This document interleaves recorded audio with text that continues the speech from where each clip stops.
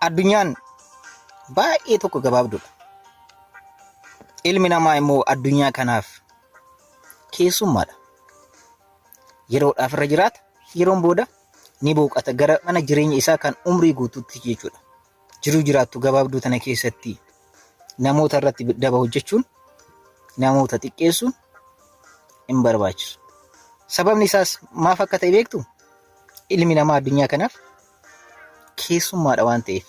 Qilleensa addunyaa nu keessummeessa malee umrii guutuu nu jiraachisu. Yeroo gabaabduu jiraannu kana keessatti waan gaarii hojjennee darbuun murteessaadha. Waan gaarii hojjechuudhaaf immoo namummaan keenya gahaadha. Kanaaf jireenya gabaabduu taate kana keessatti namoota hin gaddisiisin, hin aarsin, hin miidhin. Yoo danda'ame ati nama miidhuu osoo hin taane namoonni deebisanii si haa miidhanii ilaali. Sababni isaas namni si miidhee wanti si godhu tokko hin jiru.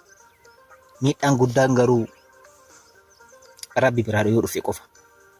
Kan nama biraa baay'ee tokko salphaadha. Isa sarrabse akkamitti akka dabartu sitti himu? Isa si xiqqeesse akkamitti akka dabartu sitti himu? Isa eenyummaa keetiin sitti dhufee baay'ee tokko si aarse akkamitti akka dabartu sitti himu? Obsa qabaadhu. Namni akkas naan jedhee kana naan jedhee na xiqqeesse na arrabse, abbaa kootiin na arrabse, haadha kootiin na arrabse, biyyaan na arrabse, sabaan na arrabse jechuu dhiiftee eenyummaa keetiin jiraadhu. Namoonni nama arrabsan namoota akka ta'e sitti himu. Namoonni nama xiqqeessan, nama arrabsan namoota imantii ta'an yookaan xiqqoo ta'an tokkodha. Guddaan nama arrabsu. Guddaan umriidhaan miti bara. Dheerinaan miti bara. Bifaanii miti bara. Guddinni namaa amala ilma namaatiin.